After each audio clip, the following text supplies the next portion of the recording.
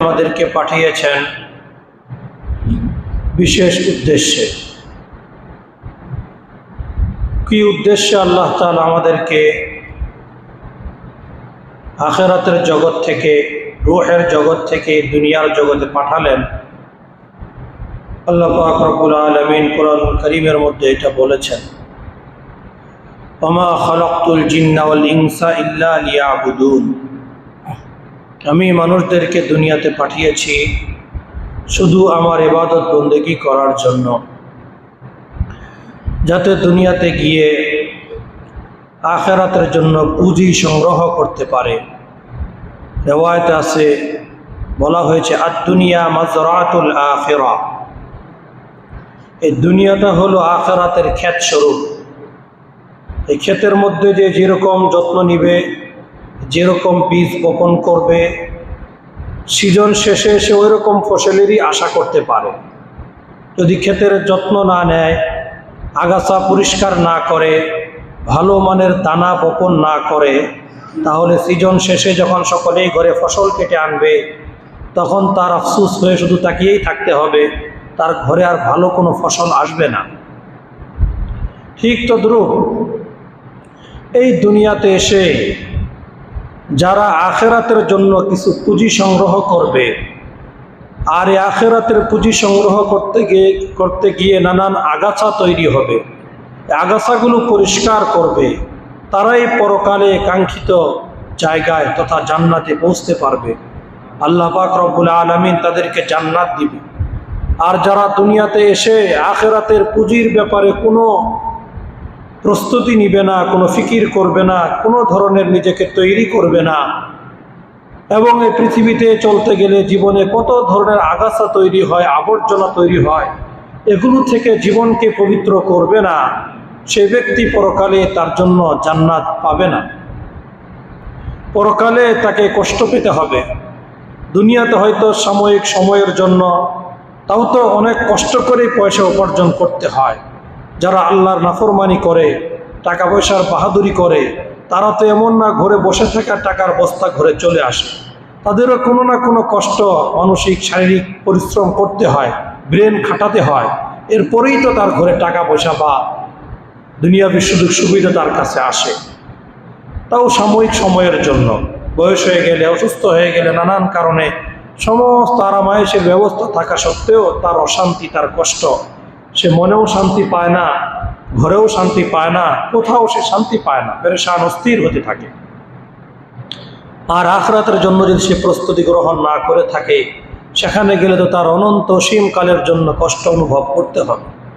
এই জন্য এই দুনিয়াতে থাকা অবস্থায় আখিরাতের কিছু পুঁজি সংগ্রহ করা, যে কাজের দ্বারা আখিরাতের পুঁজি সংগ্রহ হবে, এবং যে কাজের দ্বারা আখিরাতের পথে চলতে গিয়ে যে আগাছা তৈরি হয় সেগুলো পরিষ্কার হবে, এই ব্যাপারে খুব সতর্ক থাকা চাই। নবী করিম সাল্লাল্লাহু আলাইহি ওয়াসাল্লাম বিভিন্ন সময় বিভিন্ন ইবাদতের কথা বলেছেন। আমরা গত জুমায় 6টি ইবাদতের কথা শুনেছি। একই হাদিসের বাকি অংশগুলো আমরা আজকে শুনব। যে শেষের 2 অংশের মধ্যে নবী করিম সাল্লাল্লাহু আলাইহি ওয়াসাল্লাম বলেছেন, আম্মাল কাফারাত, যে এমন কিছু আমল রয়েছে যে আমলগুলোর দ্বারা মানুষের জিন্দেগির গুনাহগুলো মুছে যায়। আমলের ওসিলায় আল্লাহ তাআলা মানুষের জিন্দেগির গুনাহগুলো মাফ করে দেন। আখিরাতের পথে চলতে গিয়ে যে গুনাহ নামক আগাছা তৈরি হয়, ওই জিনিসগুলোকে আল্লাহ তাআলা দূর করে দেন, ধুয়ে মুছে তাকে আখিরাতের জন্য আবার উপযোগী এবং পবিত্র করে দেন। এমন কিছু ইবাদতের কথা নবীজি হাদিসের মধ্যে বলেছেন, কাফারাতুন সালাসাতুন, 3টি আমল রয়েছে যেগুলো গুনাহর কাফারা স্বরূপ, গুনাহকে মাফ করে দেয়। তার মধ্যে 1 নম্বর হলো ইসবাগুল উযুই আলাল মাকারিহ, মনের অপছন্দ হওয়া সত্ত্বেও, মনে চায় না, তবুও খুব উত্তম রূপে সুন্দরভাবে নামাজের জন্য ওযু করে নেওয়া। এই কাজের দ্বারা আল্লাহ তাআলা তার জিন্দেগির গুনাহ মাফ করে দেবেন। ইসবাগুল উযুই আলাল মাকারিহ। অনেক সময় দেখা যায় নামাজের সময় কাছাকাছি হয়ে গিয়েছে, এদিকে তার ইস্তেনজারও মোটামুটি চাপ হয়েছে, সে চিন্তা করে এখন ইস্তেনজা করবো, আবার ওযু করতে হবে, ঝামেলা, কাজেই ওই চাপ নিয়েই নামাজটা পড়ে ফেলি। অজু করতে আর বেশি প্রস্তুত হইল না, অজু করার ডরে ইস্তেঞ্জাও করলো না, ইস্তেঞ্জার চাপ নিয়ে নামাজ পড়ে ফেললো। ইমাম সাহেব কেরাত একটু লম্বা করে ফেললে অস্থির হয়ে যায়, রে এত লম্বা কেরাত দিয়ে নামাজ পড়ায় কেন, আমি ইস্তেঞ্জার চাপে অসুবিধা হয়, নানান অভিযোগ করতে থাকে। এর কোনো মতো যখন সালামটা ফেরানো হয় যে দৌড়ে আগে বাথরুম, আগে পেশাব পায়খানা, তার মানে ওই যে তার পেশাব পায়খানার চাপ নিয়েই সে নামাজ পড়েছে, অজু করার ডরে সে পেশাব পায়খানা করে নাই। হাদিসের মধ্যে বলা হচ্ছে ইসবাগুল ওযুই আলাল মাকারে, যখন অজু করতে মনে চায় না তখনও ভালোভাবে যদি কেউ অজু করে নামাজ পড়ে, আল্লাহ তাআলা এই আমলের দ্বারা জিন্দেগির গুনাহ মাফ করে দেবেন। এই জন্য আমরা যদি কোনো বড় মানুষের সঙ্গে সাক্ষাৎ করতে যাই, প্রধানমন্ত্রী অথবা আমাদের মন্ত্রী এমপি যে কোনো বড় মানুষের সঙ্গে সাক্ষাৎ করতে যায়, আমার সমস্ত জরুরতগুলো শেষ করে ফ্রেশ হয়ে পড়েই তো যায়, তাই কি না? আর আমরা আল্লাহর সামনে দাঁড়াবো নামাজের উদ্দেশ্যে, আল্লাহর সঙ্গে কথোপকথন, নামাজকে বলা হয়েছে মুনাজাত, আল্লাহর সঙ্গে কথোপকথন, মুমিনের কথোপকথন হলো নামাজের মধ্যে। কাজেই আল্লাহর সামনে দাঁড়ানোর আগে অবশ্যই অজু ইস্তেঞ্জা সেরে ভালোভাবে অজু করে পরিপূর্ণ ফ্রেশ হয়ে নামাজের জন্য আসা উচিত। এবং অজু করার ক্ষেত্রে অনেক সময় দেখা যায় তাড়াহুড়া করা হয়, তাড়াহুড়া করার কারণে দেখা যায় বিভিন্ন অজু যেভাবে সুন্নত তরিকায় করতে বলা হয়েছে সেভাবে আমরা করতে পারি না, মেসওয়াকের কোনো গুরুত্ব দেই না। অজুর সময় হাতে পায়ের আঙ্গুলগুলো খিলাল করতে হয়, হাতের আঙ্গুল হয়তো খিলাল করে ফেলি, কিন্তু পায়ের আঙ্গুলগুলো খিলাল করার প্রয়োজনীয়তা অনুভব করি না, অথচ হাতের তুলনায় পায়ের আঙ্গুলগুলো একটু ঘন এবং একটু বাঁকা, ওটা খিলাল না করলে চিপায় চাপায় পানি ভালোভাবে ঢুকবে না, ঠিকভাবে পানি না ঢুকলে আমার অজুও তো হবে না, নামাজও হবে না। এই জন্য অজু করার সময়ও খুব খেয়াল করে অজুর অঙ্গগুলো ঘষে মেজে ধোয়া, কোথাও যেন শুকনা না থাকে। এবং আগেও বারবার বলা হয়েছে অজু করার সময় পানি অপচয় না করা, সুযোগ হলে বদনা বা মগে পানি নিয়ে অজু করা। আমাদের বর্তমান যে পরিস্থিতি, সারা দেশের মসজিদের অজুখানাগুলোতে এবং ঘর বাড়িতেও বদনা নিয়ে অজু করাটা এখন প্রায় অসম্ভবের মতো হয়ে গেছে। এই জন্য এগুলো ট্যাপ দিয়েও যদি অজু করি, কমপক্ষে খেয়াল রাখা প্রয়োজনের অতিরিক্ত পানি যেন বেশি পড়ে না যায়। যখন আমি ডলতে থাকবো কোনো অঙ্গ, তখন কলটা বন্ধ করে রাখি, ডলা শেষ হয়ে গেলে আবার ছেড়ে পানি নেই। বিশেষ করে মাথা মাসাজ করার সময় দেখা যায় অনেকেই পানি পড়তে থাকে আর উনি আরামসে মাথা মাসাজ করতেছে, ওখানে প্রায় আধা মগ এক মগ পানি পড়ে গেল, এই পানিটার হিসাব আল্লাহর কাছে দিতে হবে। এই জন্য অজু করার সময় পানি যেন অপচয় না হয়। হাদিসের মধ্যে আসছে, তুমি যদি কোনো সাগরের পাড়ে বসেও অজু করো, ওই সময়ও তুমি প্রয়োজনের বেশি পানি খরচ করিও না, যতটুকু প্রয়োজন শুধু অতটুকুই খরচ করো। যদি বেশি খরচ করো, যতটুকু বেশি খরচ করো ততটুকুর কারণে তো অপচয়কারী হইলা। এই জন্য আল্লাহর কাছে তোমাকে হিসাব দিতে হবে। তো বহরহাল বলছিলাম, নবীজি সাল্লাল্লাহু আলাইহি ওয়াসাল্লাম বলেছেন, যে ব্যক্তি উত্তম রূপে অজু করবে, যখন অজু করতে বেশি একটা মনে চায় না, ওই সময়েও যদি কেউ ভালোভাবে ঘষে মেজে মেসওয়াক করে সুন্দরভাবে অজু করে, তাহলে আল্লাহ তাআলা তার জিন্দেগির সকল গুনাহগুলো মাফ করে দিবেন। এখন এই হাদিসের পরে কোনো ফুকাহে কেরাম, হাদিসিনে কেরাম বলেছেন যে আল্লাহ তাআলা সগীরা গুনাহগুলো মাফ করবেন, ছোট ছোট গুনাহগুলো মাফ করবেন, তো বড় গুনার কি হবে? এই জন্য নবী করিম সাল্লাল্লাহু আলাইহি ওয়াসাল্লাম ওযুর পরে একটা দোয়া শিখিয়েছেন। কি দোয়া? কালিমায়ে শাহাদাত পড়া ওযুর শেষে, আশহাদু আল্লা ইলাহা ইল্লাল্লাহু ওয়াহদাহু লা শারীকা লা ওয়া আশহাদু আন্না মুহাম্মাদান আবদুহু ওয়া রাসূলুহু। এই কালিমায়ে শাহাদাত পড়া, এই কালিমায়ে শাহাদাতের পরে আর দুইটা বাক্য বলা, আল্লাহুম্মা জাআলনি মিনাত তাওয়াবিন ওয়া জাআলনি মিনাল মুতাতাহহিরিন। হে আল্লাহ, আপনি আমাকে তওবাকারীদের অন্তর্ভুক্ত করে নেন এবং আমাকে যারা পবিত্র হয়েছে, বাহ্যিক এবং আন্তরিকভাবে যারা পবিত্র, তাদের কাতারে আমাকে শামিল করে নেন। এই শেষের দুইটা বাক্য দ্বারা মূলত তওবা করা উদ্দেশ্য, গুনার দিকে চিন্তা করে আল্লাহর কাছে ক্ষমা চাওয়া উদ্দেশ্য। এরপরে বলা হয়েছে ওযুর মাধ্যমে যদি সগীরা গুনাহ মাফ হয়ে থাকে, কিন্তু শেষে যে দোয়া বলা হয়েছে তওবার দোয়া, এই দোয়া করার দ্বারা আল্লাহ তাআলা তার জিন্দেগির শুধু সগীরা না কবিরা গুনাহগুলোও মাফ করে দেবেন। বুঝা আসছে কথা? এজন্য 1 নম্বর গুনাহ মাফের আমল হলো খুব উত্তম রূপে ওযু করা এবং ওযুর শেষে কালিমায়ে শাহাদাতের পরে এই দোয়াটি পাঠ করা, আল্লাহুম্মা জাআলনি মিনাত তাওয়াবিন ওয়া জাআলনি মিনাল মুতাতাহহিরিন। খেয়াল করবো ইনশাআল্লাহ। এটা হলো 1 নম্বর আমল। 2 নম্বর আমল হইল নবী করিম সাল্লাল্লাহু আলাইহি ওয়াসাল্লাম বলেছেন এই 3টি আমলের দ্বারা মানুষের জিন্দেগির গুনাহ মাফ হয়ে যায়। এর মধ্যে 2 নম্বর আমল হলো ইন্তেজারুস সালাহ বা'দা সালাহ। ইন্তেজারুস সালাতি বা'দা সালাহ, নামাজ হয়ে গেলে আবার পরবর্তী নামাজের জন্য অপেক্ষা করা। এটা আমাদের জন্য বড় কঠিন মনে হয়। কোনো মতে 1 ওয়াক্ত নামাজ তো মসজিদে এসে পড়লাম, পরবর্তীতে কোথায় থাকি না থাকি, কোন কাজে জড়া যায়, কোন দোকানে বসি, কোন জায়গায় খেলতে যাই, কোন জায়গায় কি করি, আবার পরবর্তী নামাজ মসজিদে এসে পড়া তো এটা কঠিন। এজন্য নবীজি বললেন ইন্তেজারুস সালাতি বা'দা সালাহ, 1 নামাজ শেষ হয়ে যাওয়ার পরে আরেক নামাজ যেন সে জামাতের সহিত পড়তে পারে, এজন্য যে অপেক্ষা করবে, আগে আগে মসজিদে এসে জামাতের জন্য অপেক্ষা করবে, আল্লাহ তাআলা এই আমলের দ্বারা তার জিন্দেগির সকল গুনাহগুলো মাফ করে দেবে। বুঝাচ্ছে কথা? অন্য হাদিসের মধ্যে নবীজি বলেছেন যে ব্যক্তি নামাজের জন্য পবিত্র অবস্থায় মসজিদে বসে অপেক্ষা করতে থাকবে, তার গুনাহ মাফের জন্য শুধু সে যে দোয়া করবে তা না, বরং আল্লাহ পাক রব্বুল আলামিন তার গুনাহ মাফ করানোর জন্য ফেরেশতা নিযুক্ত করে দিবেন, যে ফেরেশতা তার জন্য মাগফিরাতের দোয়া করতে থাকবে। বুঝেন না এই কথা? পবিত্র অবস্থায় যদি কেউ নামাজের জন্য মসজিদে এসে অপেক্ষা করতে থাকে, তার গুনাহ মাফের জন্য আল্লাহ তাআলা কাদেরকে নিয়োগ দিবেন? ফেরেশতাদেরকে আল্লাহ তাআলা নিয়োগ দিবেন। তার গুনাহ মাফের জন্য আল্লাহর কাছে অনবরত দোয়া করতে থাকবে। কি দোয়া করবে? আল্লাহুম্মা গফির লাহু ওয়ারহামহু, আল্লাহুম্মা গফির লাহু, হে আল্লাহ আপনি তাদেরকে ক্ষমা করে দেন। আল্লাহুম্মা গফির লাহু, আপনি তাদেরকে কি করে দেন? ওয়ারহামহু, এবং তার উপর আপনার পক্ষ থেকে বিশেষ রহমত নাজিল করেন। বুঝাচ্ছেন কথা? নামাজের জন্য আগে এসে যে মসজিদে জামাতের অপেক্ষা করতে থাকবে পবিত্র অবস্থায়, ফেরেশতারা তার জন্য 2টা দোয়া করবে। 1 নম্বর দোয়া হলো আল্লাহুম্মা গফির লাহু, হে আল্লাহ আপনি এই বান্দা যে নামাজের জন্য অপেক্ষা করতেছে তার জিন্দেগির গুনাহ মাফ করে দেন। 2 নম্বর ওয়ারহামহু, হে আল্লাহ আপনি তার উপর রহমত নাজিল করেন।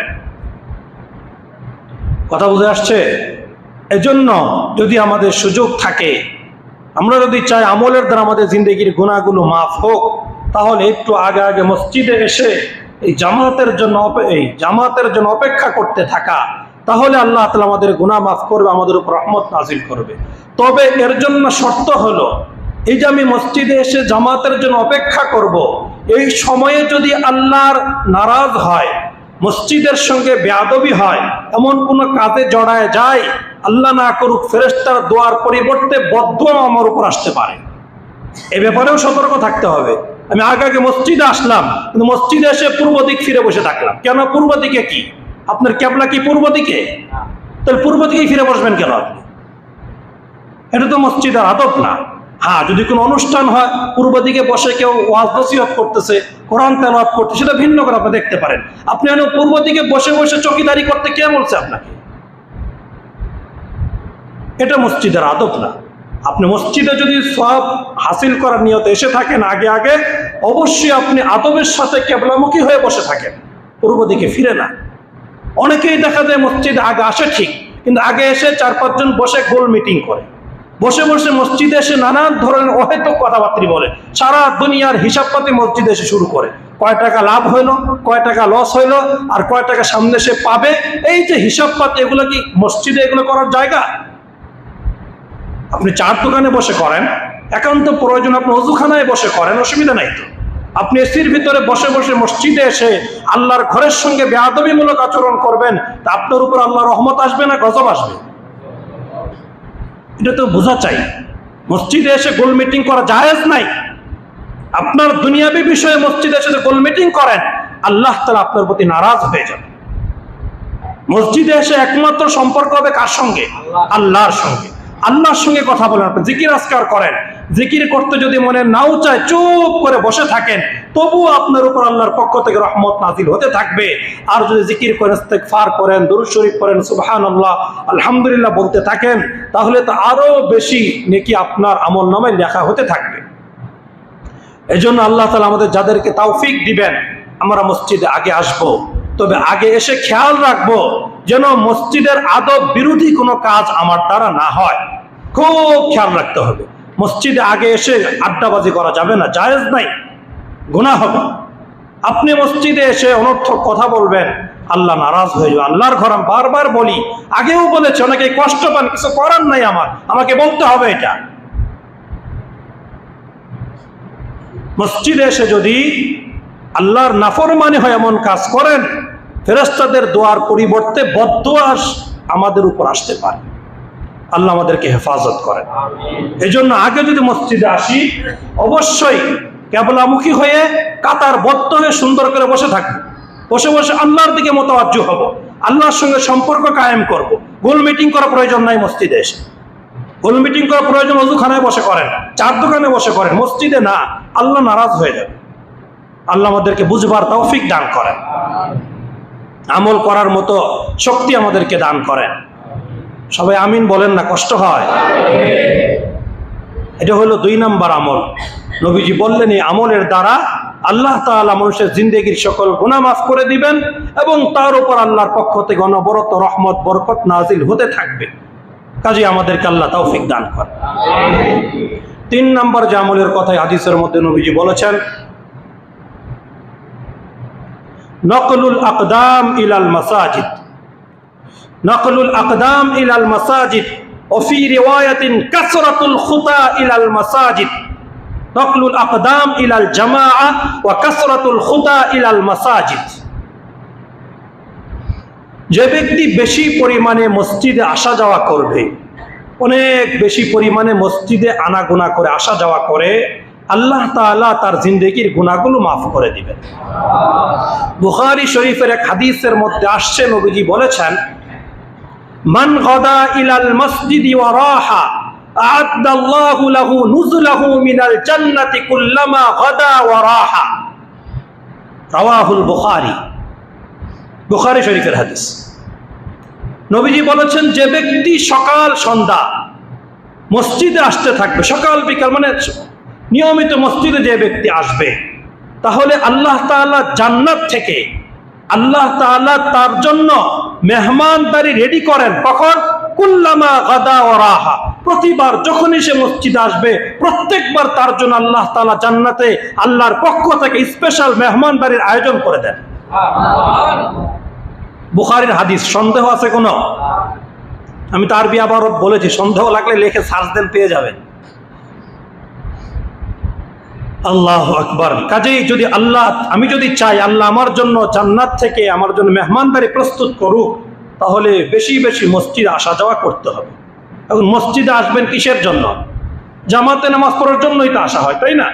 এই জন্য অন্য রিওয়ায়াতের মধ্যে নবীজি বলেছেন, নকলুল আকদাম ইলাল জামাআ। যে ব্যক্তি বেশি পরিমাণে মসজিদে জামাতে নামাজ পড়ার জন্য আসতে থাকবে, আল্লাহ তাআলা আমলের দ্বারা তার জিন্দেগির সকল গুনাহগুলো মাফ করে দিবেন। আল্লাহু আকবার। এক হাদিসের মধ্যে আসছে, বনু সালামা একটা গোত্র ছিল, মুসলমান। তাদের বাড়িটা মসজিদে নববী থেকে একটু দূরে ছিল। তারা একদিন প্ল্যান করলো, চিন্তা করলো যে আমাদের এত দূরে বাড়ি, মসজিদে আসতে তো কষ্ট হয়ে যায় বেশি, বিভিন্ন সময়ে মসজিদে আসাটা মুশকিল হয়ে যায়। কাজে আমরা এক কাজ করি, মসজিদে আশেপাশে জায়গা কিনে দিকে বাড়ি করি, তাহলে খুব সহজে মসজিদে আসতে পারবো আর নবীজির পিছনে নামাজ পড়তে পারবো। এই পরিকল্পনা তারা নিল।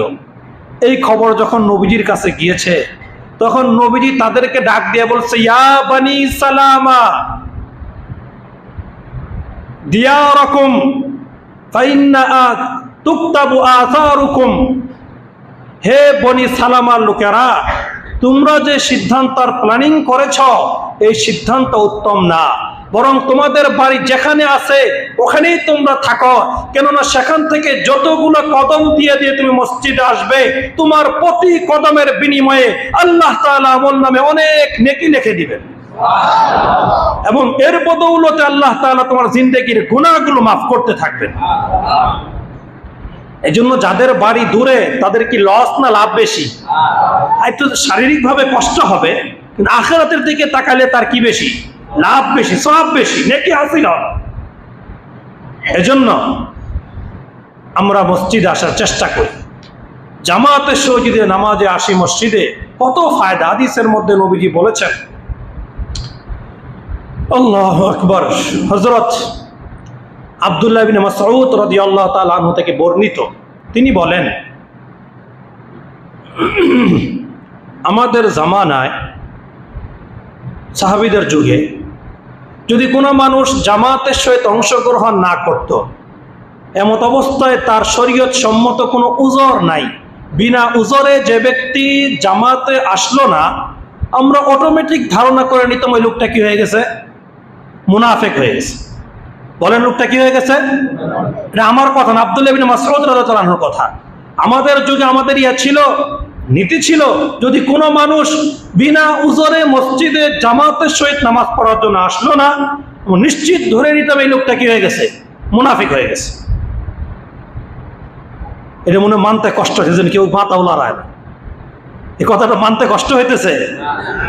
এটা হাদিসের কথা, এটা বাস্তবতা। মুসলমান জামাত ছাড়া নামাজ ঘরে পড়তে পারে না, মুসলমান দেশে জামাতে এসে নামাজ পড়বে, এটাই তার অভ্যাস। এই জন্য সাহাবায়ে কেরামরা মনে করতেন উজর ছাড়া জামাতে না আসা মানে হলো সে মুনাফিক হয়ে গেছে। আল্লাহ আমাদের এখান থেকে হেফাজত করেন। আরেক হাদিসের মধ্যে আসছে, এক অন্ধ ব্যক্তি, অন্ধ সাহাবী নবীজির কাছে এসে বলতেছে, ইয়া রাসূলুল্লাহ, আমি তো অন্ধ মানুষ, রাস্তাঘাট দেখি না, এই ইশারা করে করে লাঠি দিয়ে চোখ দিয়ে দিয়ে দিয়ে আমার মসজিদে আসতে হয়, আমি যদি ঘরে নামাজ পড়ি তাহলে কি আমাকে এই সুযোগটা দেওয়া যায় কিনা, এই সুবিধাটা আমাকে দেওয়া যায় কিনা, আমি ঘরে নামাজ পড়ি, আপনি অনুমতি দিলেই তো হয়ে গেল। তখন নবীজি তাকে বলেন, ঠিক আছে, তুমি যেহেতু রাস্তা আসতে অসুবিধা হয়, অন্ধ মানুষ, তুমি ঘরেই নামাজ পড়ো, অসুবিধা, তোমাকে রুখসত দেওয়া হলো। উনি তো খুব মহাখুশি, যাক রাসূলের পক্ষ থেকে অনুমতি পাইছে, আর তো অসুবিধা নেই, আমি ঘরে পড়ে পুরা নামাজের সওয়াবই পাবো। এই লোকটা উঠে রওনা দিছে, মাত্র কিছু দূর গেছে, আবার নবী তারা ডাকাইছে, এই সাহাবী এদিকে আসো, অন্ধ লোকটা আবার ডাকাইছে, ডাকা আনার পরে বলতেছে, তুমি তোমার ঘরে বসে কি মসজিদের আজান শুনতে পাও? অন্ধ সাহাবী বলেন, হ্যাঁ আমি তো আজান শুনতে পাই, ঘরে বসেই আজান পরিষ্কার শুনতে পাই আমি। এবার নবীজি বলেন, তাহলে তো কাজ হবে না, যদি তুমি ঘরে বসে মসজিদের আজান শুনতে পাও, হও না তুমি অন্ধ, তবুও তোমাকে মসজিদে এসেই নামাজ পড়তে হবে, ঘরে বসে নামাজ পড়ার অনুমতি থাকলো না তোমার জন্য। যারা কি বোঝা যায় কতটা গুরুত্ব জামাতের। একজন অন্ধ সাহাবী অনুমতি দিয়ে আবার অনুমতি ক্যান্সেল করে দিয়েছে, যে তোমার অনুমতি নাই, মসজিদে এসে নামাজ পড়তে হবে, ঘরে পড়ার সুযোগ নাই তোমার। এই জন্য শুধু যেমন কি আমরা তো নামাজ পড়ি, অনেকেই পড়ি না, সেটা তো সীমানার বাইরে, তাকে নিয়ে কোনো কথা বলাই দরকার নেই। যে মুসলমান হয়ে নামাজ পড়ে না, তাকে নিয়ে আবার কথা কিসের? যারা নামাজ আমরা পড়ি, আমরা চেষ্টা করি মসজিদে এসে পড়ার জন্য। এখানেই আসা জরুরি না, আমার কর্মস্থল যেখানে, আমি যেখানে থাকি সেখানে জামাতের সহিত নামাজ পড়ার চেষ্টা করি।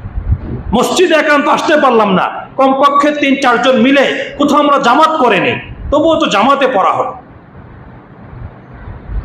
এক হাদিসের মধ্যে নবী করিম সাল্লাল্লাহু আলাইহি সাল্লাম বলেছেন, যে ব্যক্তি নিয়মিত জামাতের সহিত নামাজ আদায় করবে কমপক্ষে 40 দিন, একদম হাতে গুনে হিসাব করে ক্যালেন্ডার অনুযায়ী 40 দিন ধারাবাহিকভাবে জামাতের সহিত নামাজ আদায় করবে, নবীজি বলেন, কুতিবাত লাহু বারাআতান, ওই ব্যক্তির জন্য 2টা দলিল তৈরি করে দেওয়া হয়, বারাআতুম মিনান নার ওয়া বারাআতুম মিনান নিফাক। এক আমলনামা হলো যে তাকে জাহান্নাম থেকে মুক্তির সার্টিফিকেট দিয়ে দেওয়া হয়, 2 নম্বর নিফাকি থেকে মুক্তির ডকুমেন্ট তাকে দিয়ে দেওয়া হয়। নবীজির ঘোষণা, 40 দিন যদি কেউ গুরুত্ব সহকারে এক ওয়াক্ত মিস দিবে না, টানা 40 দিন জামাতের সহিত যদি কেউ নামাজ পড়ে, নবীজির ঘোষণা অনুযায়ী আল্লাহ তাকে 2টা ছাড়পত্র দিবেন। কি পত্র? ছাড়পত্র। কোন জায়গা থেকে ছাড় দিবেন? জাহান্নাম থেকে মুক্তি, আর হলো মুনাফিকের কাতার থেকে তাকে বের করে দিবেন। এজন্য আমরা নিয়ত করতে পারি না? আমরা নিয়ত করি, আজকে থেকে নিয়ত করি যে আমরা আসর থেকে বা জুমা থেকে 40 দিন হিসাব করব, ক্যালেন্ডারে দাগ দিয়ে রাখবো 40 দিন কবে পড়া হয়। ওই 40 দিন পর্যন্ত আমি জামাত সহিত নামাজ পড়বো। যেখানে থাকি এখানেই পড়া জরুরি না, আমি যেখানে থাকি, যেখানে আমার সুযোগ হয় আমি জামাতের সহিত নামাজ পড়বো, তাকবীর উলা ধরবো। আমি জামাতের সহিত মানে হলো এই 40 দিনে জামাতের নামাজ পড়লে যে ফায়দার কথা বলা হয়েছে, এটা হলো শুধু জামাত পাইলে হবে না, পুরা নামাজ ইমাম সাহেবের সাথে পেতে হবে। ইমাম সাহেব তাকবীর বলার সাথে সাথে তাকবীর বলে নামাজে নিয়ত বানতে হবে। মাসবুক হলেও চলবে না, আপনি 1-2 রাকাত ছুটে গেল পরে পড়লে এরকম হলেও চলবে না। বুঝে আসছে কথা? এই জন্য আমরা একটু মনে মনে পাক্কা নিয়ত করি। আমার জীবনে প্রায় 30-40 বছর হয়ে গেল, আমি জীবনে কয়টা নেশাব পূরণ করছি 40 দিনের? আর সুস্থ থাকা দরকার। আমার জীবনের অর্ধেকের বেশি বয়স হয়ে গেল, এই জীবনে একবারও 40 দিনের একটা নেশাবও পুরা করতে পারলাম না। আমি কতটা কপাল পোড়া! জাহান্নামের খাতা থেকে এবং মুনাফিকের খাতা থেকে আমার নাম কাটাবো কিভাবে? এই জন্য আমরা পাক্কা নিয়ত করি, এখন থেকে নিয়ত করি কমপক্ষে 40 দিন, কমপক্ষে হিসাব করে 40 দিন, অথবা আজকে না পারি আমি 2-4 দিন পরে রেডি হয়ে নিয়ত করি যে আমি এখন থেকে সামনে 40 দিন পর্যন্ত কোনো বড় ধরনের ঝামেলা রাখবো না। এই 40 দিন আমি অবশ্যই যে কোনো মূল্যে একদম 5 ওয়াক্ত নামাজ জামাতের সহিত পড়বো। নিয়ত করা যায় না ইনশাআল্লাহ? হাত তুলে দেখি কে কে নিয়ত করেন যে আমি চেষ্টা করবো ইনশাআল্লাহ। আল্লাহকে দেখান, আল্লাহ আমি সামনে যে কোনো 40 দিন 5 ওয়াক্ত নামাজ জামাতের সহিত পড়বো। আল্লাহ আমাদের সবাইকে তৌফিক দান করুন। জি, হাত নামাই। আমরা একটু চাপে বসি, ভিতরে অনেক ফাঁকা আছে, দাঁড়াইলে জায়গা হবে। একটু চাপ দিয়ে বসলে বাইরে লোকরা একটু গরম, একটু সবারই গরম লাগতেছে, একটু আরাম পাবো আমরা।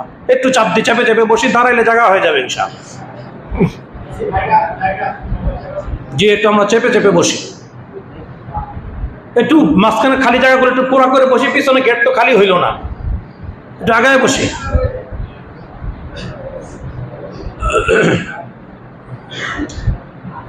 আল্লাহু আকবার। তো আমি বলতেছিলাম জামাতের সহিত নামাজ পড়লে কত ফায়দা হয়, এই জন্য আমরা অবশ্যই নিয়ত করি আজকে থেকে। জরুরি যারা পারে আজকে থেকে, আর যারা আজকে পারবো না 2-4 দিন সময় নেই, যে আমাদের সামনে হয়তো বড় ধরনের কোনো অসুবিধা থাকতে পারে যার ফলে আমার জামাত ছুটতে পারে, আমি 2-4 দিন সময় নিয়ে নিয়ত করি, একটা তারিখ নির্ধারণ করবো ক্যালেন্ডারে, এত তারিখ থেকে তারিখ 40 দিন কতদিন হয়, এই 40 দিন পাক্কা খুব একুরেট ভাবে 5 ওয়াক্ত নামাজ জামাতের সহিত পড়বো, আল্লাহকে দেখানোর জন্য যেন আল্লাহ তাআলা আমাকে জাহান্নাম থেকে মুক্তি দেন এবং নেফাকি থেকে মুক্তি দান করেন। পারবো না ইনশাআল্লাহ? আল্লাহ আমাদের সবাইকে তৌফিক দান করেন। আরেক হাদিসের মধ্যে নবীজি বলেছেন, যে ব্যক্তি জামাতের সহিত নামাজ পড়বে আল্লাহ তাআলা ওই ব্যক্তিকে এক নামাজের বদলায় 27 দারাজা 27 গুণ বেশি নামাজের নেকি দান করবে। এক ওয়াক্ত নামাজের দ্বারা আল্লাহ তাআলা 27 গুণ নামাজের সওয়াব দান করবে। ঘরে পড়লে এক নামাজের সওয়াব, আর যদি জামাতের সহিত কেউ পড়ে আল্লাহ তাআলা তাকে 27 গুণ বেশি সওয়াব দিবেন। এই জন্য আমরা জামাতের সহিত পড়ার জন্য খুব ইহতেমাম করে চেষ্টা করি। এছাড়াও আরো ফায়দা হলো, আল্লাহু আকবার, ইউসুফ আলাইহিস সালাতু ওয়াস সালামকে যখন মিশরের বাজারে বিক্রি করার জন্য ওঠানো হয়েছে, নিলামে ওঠানো হয়েছে, ঘোষণা দেওয়া হয়েছে কে কিনবে এত টকবকে সুন্দর একটা ছেলে সন্তানকে। তো মিশরের যে অর্থ কোষাধ্যক্ষ যে ছিল আজিজে মিশর, উনি এটা কেনার জন্য প্রস্তুত। কারণ অনেক মানুষ এই ইউসুফ আলাইহিস সালাতু ওয়াস সালামকে ছোটবেলায় যখন বাজারে উঠানো হয়েছে, ওনাকে কেনার জন্য অনেক মূল্যবান পয়সা দিয়ে, স্বর্ণরূপা দিয়ে ইত্যাদি দিয়ে কেনার জন্য প্রস্তুত হয়েছে। তো যেই বাজারে ওনাকে নিলামে ওঠানো হয়েছে, অনেক ক্রেতারা যেখানে উপস্থিত হয়েছে, দেখা গেল সেখানে এক বুড়া মহিলা এই কিছু পাট আছে না, কিছু পাটের আঁশ অথবা পুরান কিছু কাপড় চোপড় নিয়ে আসছে। তো জিজ্ঞাসা করা হয়েছে, ভাই তুমি নাকি কিনতে আসছো কেন? তো মানুষ কত আজিজে মিশর কত সোনা গয়না নিয়ে কিনতে আসছে, ওনাকে আরো কত ধনী মানুষ কত অর্থ করে দিয়ে কেনার জন্য আসছে, আর তুমি এই সামান্য কয়টা পাটের আঁশ আর সামান্য কিছু পুরান কাপড় ওনাকে কিনতে আসছো, কি ঘটনা পাবে তুমি? ওই মহিলা উত্তর দিতেছে, আরে আশ্চর্য, যেহেতু নিলামে ওঠানো হয়েছে, দাম যত বেশি উঠবে, যে বেশি দাম দেওয়ার সমর্থ রাখে সেই তো নিবে, এটাই তো স্বাভাবিক। কিন্তু একটা তালিকা তো তৈরি হবে যে ইসুফ আলাইহিসসালামকে কেনার জন্য কতগুলো মানুষ আসছে, প্রত্যেকটা মানুষের একটা তালিকা তৈরি করা হবে। ওই তালিকার মধ্যে যেন আমি এই বুড়ির নামটাও আসে, এজন্যই মূলত আমি পাটের আঁশ নিয়ে আসছি। আমি এটা দিয়ে ইউসুফকে কিনতে পারবো, এটা তো আমার পক্ষে সম্ভব না, আমিও জানি। শুধু এই তালিকাভুক্ত হওয়ার জন্য আমি এগুলো নিয়ে কিনতে আসছি। এবার বলেন, যে সকল আল্লাহর প্রিয় বান্দারা আল্লাহর ঘর মসজিদে জামাতের সহিত নামাজ পড়ার জন্য আসবে, ফেরেশতারা কি তাদের জন্য কোনো তালিকা তৈরি করবেন না? কি মনে হয়? প্রত্যেক ওয়াক্ত নামাজের জন্য ওই কোন কোন মুসল্লি আসলো, কার সন্তান আসলো, কিভাবে আসলো, প্রত্যেকটা মুসল্লিদের একটা তালিকা ফেরেশতারা তৈরি করবে। এখন মনে করেন আপনি আসছেন হলো সিরা ফাটা জামা গায়ে দিয়ে, আপনি সূরা কেরাতও ভালো জানেন না, কোনো কিছুই আপনার ঠিক নাই, তবুও এই ফজিলতের কথা শুনছেন, জামাতে নামাজ পড়লে কি লাভ হয়, এই ফজিলত পাওয়ার আশায় আপনি জামাতে নামাজ পড়ার উদ্দেশ্যে মসজিদে আসছেন। যখন ওই জামাতওয়ালাদের লিস্ট করা হবে, আপনাকে বাদ দিয়ে কি লিস্ট করা হবে? কথা বলেন। অবশ্যই যারা আল্লাহর প্রিয় বান্দা তাদের নামের যখন লিস্ট করা হবে, ওই লিস্টের সাথে আপনার নামও যখন ঢুকে যাবে, তাদেরকে যদি আল্লাহ তাআলা মাফ করে দেয়, তাদের ওসিলায় আল্লাহ তাআলা আপনার জিন্দেগীর সকল গুনাহ মাফ করে দিবেন। কথা বুঝে আসে নাই? কারণ হাদিসের মধ্যে আসছে, লা ইয়াশকা জালিসুল কওম, ভালো মানুষের সাথে যদি কোনো মন্দ মানুষও বসে, ওই ভালো মানুষের বরকতে আল্লাহ তাআলা ওই মন্দ মানুষটাকেও ভালো বানিয়ে দেন, ওই মন্দ মানুষটার জিন্দেগির গুনাহগুলো আল্লাহ তাআলা মাফ করে দেন। এই জন্য আমরা জামাতের সহিত নামাজ পড়ার ব্যাপারে সর্বোচ্চ চেষ্টা করি, আল্লাহ আমাদের তৌফিক দান করেন। এই হলো তিনটা আমল, যে তিনটা আমলের দ্বারা আল্লাহ জিন্দেগির গুনাহ মাফ করে দিবেন।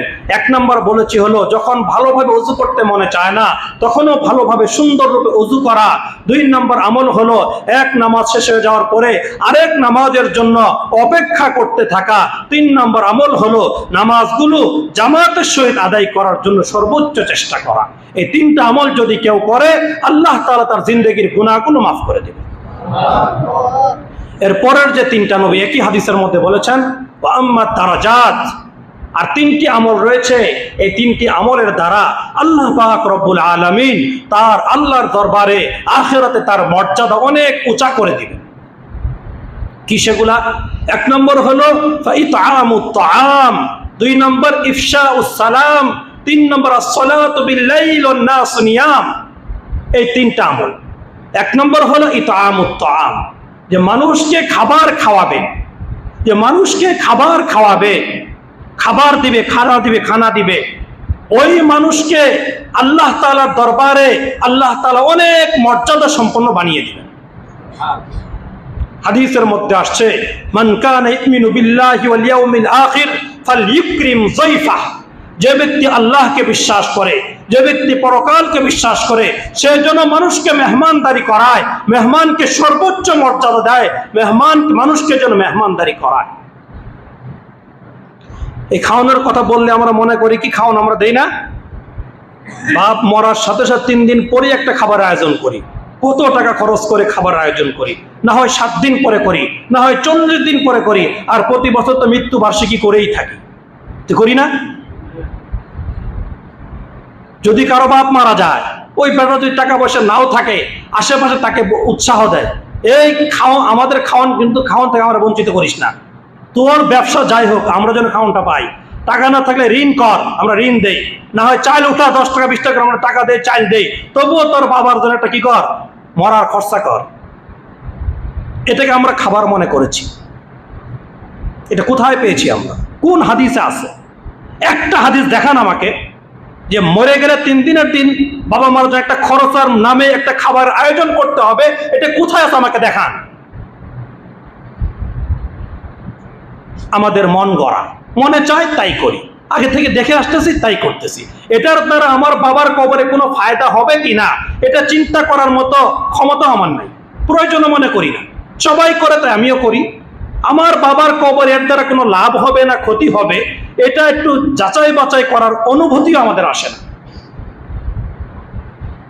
অথচ হাদিসের মধ্যে পরিষ্কার আসছে, এক সাহাবী নবীজিকে এসে জিজ্ঞাসা করছেন, ইয়া রাসূলুল্লাহ, আমার বাবা মারা গেছে, আমি এখন কি করতে পারি? নবীজি কি বলছে 3 দিনের দিন একটা খরচা করবে? এটা বলছে নবীজি? কি বলছে? হাদিস শুনেন। নবীজিকে এসে বলছে, এই পরিস্থিতি কি নবীজির জামানায় হয় নাই? ওই সময় কি সাহাবায়ে কেরাম বাবা মা মারা যায় নাই? তারা কি করছে? ওটা দেখলেই তো আমাদের আমলটা বের হয়ে আসবে, আমাদের কি করা দরকার। সাহাবী এসে নবীজিকে জিজ্ঞাসা করেছেন, ইয়া রাসূলুল্লাহ, আমার বাবা মারা গেছে, আমি এখন কি করব? তার জন্য কি আমার কিছু করণীয় আছে? খরচাপাতি কিছু করতে হবে কিনা? তখন নবীজি বলছেন, হ্যাঁ, তার জন্য অবশ্যই তোমার করণীয় আছে। তোমার বাবা তিনি, তার ওসিলায় তুমি দুনিয়াতে এসেছো। তোমার বাবা তোমার জন্য কত কিছু করে গিয়েছেন, তোমার বাবার ঋণ তুমি শেষ করতে পারবা না। হাদিসের মধ্যে আছে, বাবা সন্তুষ্ট হলে আল্লাহ সন্তুষ্ট, বাবা নারাজ হলে আল্লাহ নারাজ। কাজে সেই বাবার প্রতি কি তোমার কোনো হক নাই? অবশ্যই আছে। তাহলে কি করব? নবীজি বলেছেন, আসসালাতু আলাইহিমা। প্রথম যে কর্মসূচি নবীজি দিয়েছেন, আসসালাতু আলাইহিমা, যে তুমি সন্তান হিসেবে যে বাবা তোমার মাত্র মারা গেল, তার জন্য 5 ওয়াক্ত নামাজের পরে নামাজ ছাড়াও মাগফিরাতের দোয়া করতে থাকো। তার জন্য শুধু হাত তুলে তুলে দোয়া করতে থাকো, হে আল্লাহ আমার বাবাকে মাফ করে দাও, হে আল্লাহ আমার আম্মাকে মাফ করে দাও, আমার দাদা দাদিকে মাফ করে দাও। যেদিন মারা গেলে সেদিন থেকে তোমার আমল স্টার্ট। তুমি তার জন্য মাগফিরাতের দোয়া করতে থাকো। নবীজি হাদিসের মধ্যে বলেছেন, আসসালাতু আলাইহিমা, 1 নম্বর কাজ। 2 নম্বর যে কাজ করতে বলেছেন, ওয়াল ইস্তিগফারু লাহুমা। নবীজি বলতেছেন, 2 নম্বর তোমার বাবা মার জন্য তোমার করণীয় হলো তার জন্য আল্লাহর কাছে বেশি বেশি গুনাহ মাফ চাও। ইস্তিগফারু লাহুমা, তোমার বাবা মার জন্য আল্লাহর কাছে গুনাহ মাফ চাও। হে আল্লাহ, আমার বাবার পক্ষ থেকে আপনার কাছে মাফ চাই, আপনার গফফার নামের ওসিলা করে আমার বাবা মার জিন্দেগির গুনাহগুলো মাফ করে দেন। এই ইস্তিগফার করতে থাকা 2 নম্বর আমল। 3 নম্বর যে আমলের কথা নবীজি বলেছেন, ওয়া ইনফাজু আহদিহিমা, ওয়া ইনফাজু আহদিহিমা। তোমার বাবা মার উপরে যদি কারো কাছে তোমার বাবা মার থেকে যদি কেউ কোনো পাওনাদার থাকে, তোমার বাবা মার থেকে যদি কোনো কি থাকে, পাওনাদার থাকে, তাহলে তুমি যদি সুসন্তান হয়ে থাকো, নেক সন্তান হয়ে থাকো, তাহলে তোমার বাবা যদিও সম্পদ রেখে যায় নাই, তোমার উপার্জিত সম্পদ থেকে, তোমার কামাই করা পয়সা থেকে তোমার বাবা মার ঋণগুলো তুমি পরিশোধ করে দাও। এটা হলো তোমার উপর 3 নম্বর দায়িত্ব। বুঝা আসছে কথা? 4 নম্বর যে দায়িত্বের কথা নবীজি বলেছেন, ওয়া ইকরামু সাদিকিহিমা। তোমার বাবা মা জীবদ্দশায় যাদের সঙ্গে বন্ধুত্ব রেখেছেন, যাদের সঙ্গে ভালো সম্পর্ক রেখেছেন, তুমি সন্তান হিসাবে তোমার বাবা মার সঙ্গে বন্ধু যারা ছিল, তোমার বাবা মার মহব্বতের মানুষ যারা ছিল, তাদের সঙ্গে তুমি ভালো ব্যবহার করো, তাদেরকে তোমার সাহায্য অনুযায়ী হাদিয়া তোফা দাও, তাদেরকে তুমি সম্মান করো। এটা তোমার উপর 4 নম্বর দায়িত্ব। খরচার কথা পাইতেছেন একবারও? 4টার মধ্যে গেছেনি খরচার কথা একটা? এটা হাদিসের কথা শোনাইতেছি আমি। 5 নম্বর যে দায়িত্বের কথা বলছেন, ওয়াসিলাতুর রহিম আল্লাতী লা তুসালু ইল্লা বিহিমা। ওয়াসিলাতুর রহিম আল্লাতী লা তুসালু ইল্লা বিহিমা। তোমার বাবা মার মাধ্যমে যত আত্মীয় স্বজন তোমার আত্মীয় হয়েছে, প্রত্যেকটা আত্মীয় স্বজনের সাথে তুমি সম্পর্ক ভালো রাখো। তোমার ফুফুর সঙ্গে, তোমার বোনদের সঙ্গে, তোমার চাচাদের সঙ্গে, তোমার বাবার ওসিলায় যারা নাকি তোমার আত্মীয় হয়েছে, ওই সকল আত্মীয়র সাথে তুমি সুসম্পর্ক বজায় রাখো। এটা হলো তোমার উপর দায়িত্ব। এই হাদিসের মধ্যে কয়টা দায়িত্ব পাইলেন? কথা বলেন, কয়টা পাইছেন? 5টা। আবার বলেন, 1 নম্বর কি করতে হবে? বাবা মার জন্য দোয়া করতে হবে। 2 নম্বর তওবা ইস্তিগফার করতে হবে। 3 নম্বর কি করতে হবে? বাবা মার ঋণ থাকলে সেগুলো পরিশোধ করে দিতে হবে। 4 নম্বর বাবা মার বন্ধু বান্ধবের সঙ্গে ভালো ব্যবহার করতে হবে। 5 নম্বর বাবা মার সাথে সংশ্লিষ্ট আত্মীয়দের সঙ্গে সর্বোচ্চ সম্পর্ক বজায় রাখতে হবে। এই 5টা দায়িত্ব নবীজি দিয়েছেন কাকে? ওই সাহাবীকে, যে এসে বলছে, ইয়া রাসূলুল্লাহ, আমার বাবা মা মারা গেছে, আমি কি করতে পারি? একবারও কি বলছে তো বাবা মার জন্য 10 জন একটা 100 জন মানুষের আয়োজন করে খাওয়াও? বলছেনি? তাহলে আমরা এটা করি কেন? খাওয়ানো নিষেধ না? খাওয়ান। যে অসহায়, যে গরিব, তাকে খাওয়ান। দেখা যায় খরচার অনুষ্ঠানের মধ্যে গরিবের তুলনায় ধনীরা বেশি অংশগ্রহণ করে। এটা কেন? খাওয়াইতেই যদি মনে চায়, গরিব মিসকিনকে খাওয়ান। অসহায় এতিম গরিব যারা খাবার পায় না এমন লোকদেরকে খুঁজে খুঁজে খাওয়ান, তবুও দিন তারিখ নির্ধারিত করে না, হঠাৎ কোনো একদিন আপনি তাদেরকে খাওয়ায় ফেলেন। 3 দিনা 7 দিনা 40 এরকম 3 তারিখ করে না। আল্লাহ আমাদের তৌফিক দান করুন। তো বলছিলাম যে আল্লাহ তাআলার কাছে মর্যাদা বৃদ্ধি পাবে কয় আমলের দ্বারা? 3 আমল। 1 নম্বর হলো মানুষকে মেহমানদারি করানো, মানুষকে খাওয়ানো। এই খাওয়ানোর দ্বারা আল্লাহ তাআলার দরবারে আমার আপনার মর্যাদা অনেক বেড়ে যাবে। এই ব্যাপারে অসংখ্য ঘটনা হাদিসের মধ্যে আছে, সাহাবে কেরাম করেছেন, সময় এগুলো অত কিছু বলা যাবে না। 2 নম্বর যে আমলের কথা সেটা হলো ইফশাউস সালাম, বেশি বেশি সালাম দেওয়া। যত বেশি সালাম দেওয়া হবে তত বেশি আল্লাহর রহমত নাজিল হবে। ঘরের মধ্যে অশান্তি, বিবির সঙ্গে অশান্তি, সন্তানের সঙ্গে অশান্তি, কেন? ঘরে সালাম নাই। আপনি এখন থেকে চালু করেন, যখনই ঘরে ঢুকবেন সহি শুদ্ধভাবে জোরে করে সালাম দিবেন, আসসালামু আলাইকুম, এভাবে সালাম দিবেন। দেখেন আপনার ঘরের মধ্যে রহমত আসবে, আপনার বিবি আপনার কথা শুনবে, আপনার ঘরের মধ্যে একটা শান্তি আপনি অনুভব করতে থাকবেন। কারণ সালাম মানে হলো রহমতের দোয়া করা। এই জন্য আসসালামু আলাইকুম এরকম দিলে হবে না, শব্দ কি? আস, বলেন আস, আস সালামু আলাইকুম। আসটা আগে বলতে হবে, সালাম আলাইকুম আগে বলতে হবে আস। আসসালামু আলাইকুম ওয়া রাহমাতুল্লাহ, বলেন। এভাবে শুদ্ধ করে যদি সালাম দেই, এই সালামের দ্বারা ঘরের মধ্যে রহমত আসবে। হাদিসের মধ্যে আসছে, নবীজি বলেছেন লা তাদখুলুল জান্নাতা হাত্তা তুমিনু, তোমরা জান্নাতে ঢুকতে পারবা না যতক্ষণ পর্যন্ত তোমরা ঈমান না আনবা, ওয়ালা তুমিনু হাত্তা তাহাব্বু, ততক্ষণ পর্যন্ত তোমরা ঈমানদার হইতে পারবা না যতক্ষণ পর্যন্ত পরস্পরে মহব্বতের সম্পর্ক তৈরি না হবে। আওয়ালা আদুল্লুকুম আলা শাইইন ইযা ফাআলতুমুহু তাহাবাবতুম, এরপর নবীজি বলেন আমি কি তোমাদেরকে এমন কোন আমলের কথা বলবো যে আমল করার দ্বারা তোমাদের পরস্পরে মহব্বত তৈরি হবে? সাহাবে কেরাম বলেছেন হ্যাঁ অবশ্যই বলে দেন। তখন নবীজি বলেছেন আফশুস সালাম বাইনাকুম, তোমরা পরস্পরে অনেক বেশি পরিমাণে সহি শুদ্ধভাবে সালামের আদান প্রদান করো। সালামের আদান প্রদানের দ্বারা পরস্পরে ভালোবাসা তৈরি হবে, মহব্বত তৈরি হবে, আন্তরঙ্গতা তৈরি হবে। এই জন্য সালামের খুব প্রচলন ঘটানো চাই সহি শুদ্ধভাবে। এক্ষেত্রে একটা বিষয় লক্ষণীয়, দেখা যায় একজন বড় মানুষ আপনাকে সালাম দিছে, তখন আপনি করেন কি? ওয়ালাইকুম আসসালাম, আসসালাম আলাইকুম। উত্তরতে আবার কি বলে? আবার একটা সালাম। কেন আবার সালাম দিবেন কেন? একটা দিলেই হলো, আপনি দেওয়ার সুযোগ পান না, সে আগে দিয়ে ফেলছে, আপনি উত্তরটা নিয়ে নেন ওয়ালাইকুম আসসালাম এবং উত্তরটা নেন। অন্য আরেক সময় আপনি তাকে আগে দিবেন, একসাথে দুইটা না। দেখা যায় আমি একজনকে সালাম দিছি, মূলত সে আমাকে সালাম দিতে চেয়েছিল না, আমি আগে দেওয়ার কারণে দিতে পারে নাই, তখন সেও বলে কি আসসালামু আলাইকুম। সে কি আসসালামু আলাইকুম বলবে নাকি ওয়ালাইকুম আসসালাম বলবে? আমার খেয়াল রাখবে। বারহাল এই হলো 2 নম্বর আমল। 3 নম্বর যে আমলের কথা বলেছেন ওয়াল্লাইলু বিন্নাস ওয়াসসালাতু বিল্লাইলি ওয়ান নাসু নিয়াম, আসসালাতু বিল্লাইল ওয়ান নাসু নিয়াম, রাত্রিবেলা যখন মানুষ ঘুমে থাকে তখন নীরবে উঠে তাহাজ্জুদের নামাজ পড়া, এই আমলের দ্বারা আল্লাহ তাআলার নৈকট্যতা হাসিল হবে।